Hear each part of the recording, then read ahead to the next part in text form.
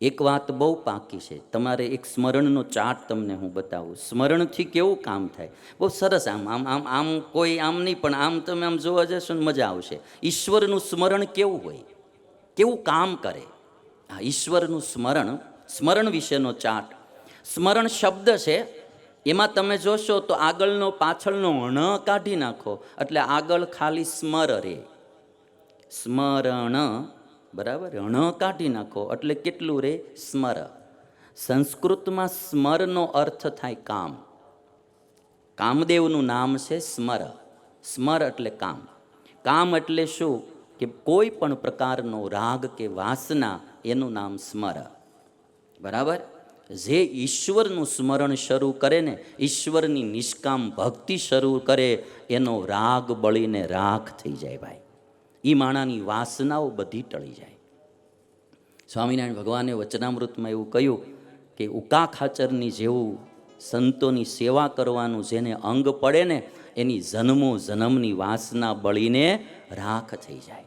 બળીને રાખ થઈ જાય.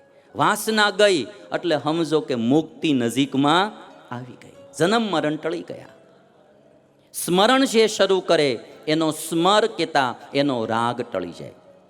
હવે તમે જો આગળનો સ્મ કાઢી નાખો ખાલી એટલે શબ્દ રહેશે રણ. સ્મ કાઢી નાખો, એક આગળનો અક્ષર કાઢી નાખો એટલે પાછળ રહેશે રણ. રણનો અર્થ શું થાય? યુદ્ધ. રણ મેદાન. રણનો અર્થ થાય યુદ્ધ. રણ મેદાન એટલે યુદ્ધ મેદાન. બરાબર, યુદ્ધ એટલે રણનો અર્થ થયો યુદ્ધ. યુદ્ધ ક્યારે થાય? બાંધવાનું ક્યારે થાય? દ્વેષ થાય ને તો જ બાંધવાનું થાય. દ્વેષ વિના કોઈની હારે ઝઘડો થાય જ નહીં. તમે જો રામચંદ્ર ભગવાનને વનવાસ દીધો મંથરાએ, પણ રામને મંથરાએ દ્વેષ ન થયો. એક શબ્દ રામાયણ લો વાલ્મીકી કે રામાયણ લો તુલસીકૃત, એક શબ્દ મંથરાને કીધો નથી. બોલવાની વાત નહીં, બાંધવાની વાત તો ક્યાં. દ્વેષ થાય એટલે પતિ પત્નીને બાંધવાનું થઈ જાય, માતા પિતાને બાંધવાનું થઈ જાય, છોકરાઓને એની હારે. એટલે રણ એટલે યુદ્ધ. યુદ્ધ એટલે દ્વેષથી થાય. જેનું ઈશ્વર સ્મરણ વધે ને એનો રાગ ટળી જાય અને એનો દ્વેષ ટળી જાય ભાઈ. જેના રાગ ને દ્વેષ ટળી જાય એ માણસ સુખી, સુખીને સુખી. હવે તમે જો ખાલી આગલો અડધો સ કાઢી નાખો સ્મરણમાંથી, આગલો અડધો સ એટલે વાહે રહેશે મરણ. વાહે રહેશે મરણ. જેના રાગ અને દ્વેષ ટળી જાય ને એના જન્મ ને મરણ પણ ટળી જાય ભાઈ. આ તાકાત ઈશ્વરના સ્મરણમાં છે. આ તાકાત ઈશ્વરના સ્મરણમાં છે.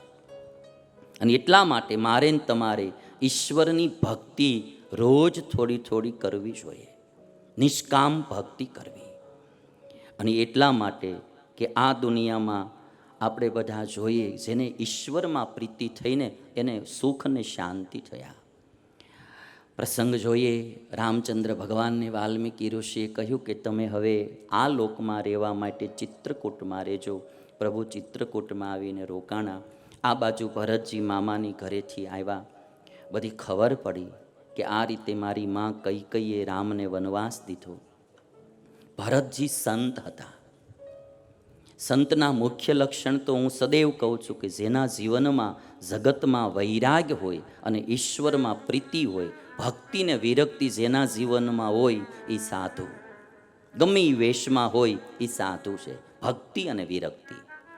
દુનિયાના પદાર્થોમાં જેને વૈરાગ કહેતા વિરક્તિ છે અને ઈશ્વરમાં જેને ભક્તિ કહેતા પ્રીતિ છે એનું નામ સાધુ. Short and sweet. આમાં બધું જ આવી જાય. બાકીના બધા જ સદગુણો, જેનામાં વૈરાગ હોય ને ભક્તિ હોય એનામાં સદગુણનો સમૂહ માત્ર આવીને નિવાસ કરે. ભરતજીમાં તમને આ બે વાનું દેખાય. ભરતને રામમાં પ્રીતિ હતી, રાજમાં પ્રીતિ નહોતી, સંસારમાં પ્રીતિ નહોતી, એને રામમાં પ્રીતિ હતી. રામને એને રાજ અયોધ્યાનું મળી ગયું હતું. ભરતને એક વાર પણ રાજગાદીએ બેહવાનો વિચાર ન આવ્યો. કૈકેયીએ જઈ આમ ભરતજી આવ્યા ને કઈ આરતી ઉતારી એના દીકરાની અને પછી બધી વાત કરી. ભરતજી કે મને વંશ કેટલો ઉત્તમ મળ્યો, સૂર્ય વંશમાં મારો જન્મ. મને મારો બાપ દશરથ કેટલો સાત્વિક માણા મળ્યો.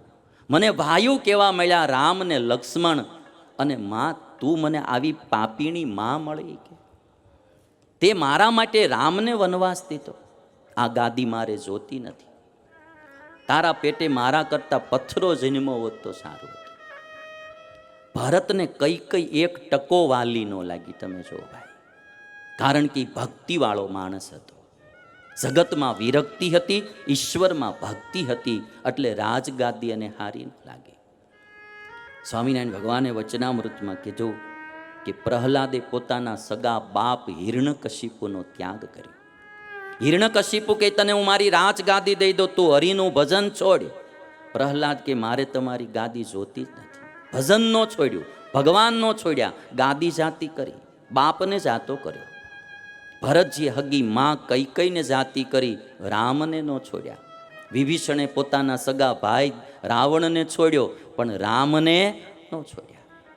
વાલીએ શું કહેવાય આપણે બલિરાજાએ પોતાના ગુરુ શુક્રાચાર્યને છોડ્યા, પણ ભગવાનને છોડ્યા નહીં.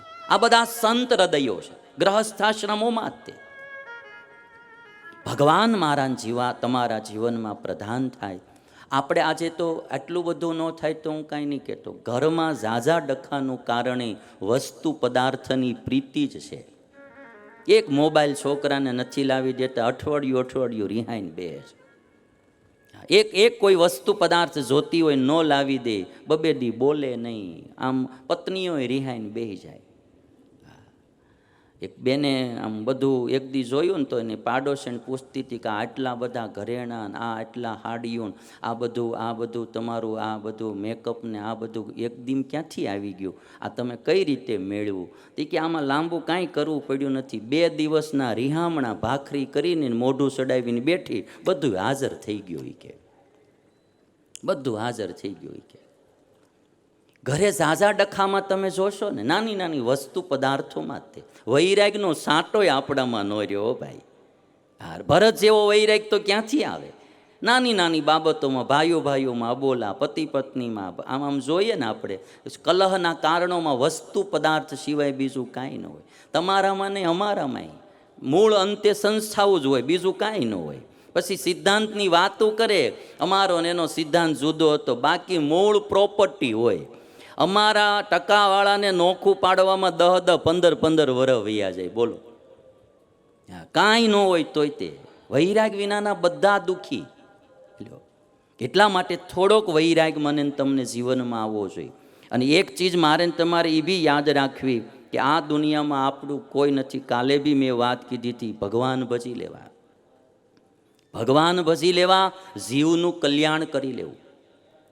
સૂતો હતો નિદ્રામાં, જાગી જોયું જ્યારથી, સગું નથી કોઈનું, દુનિયા બધી સ્વાર્થી.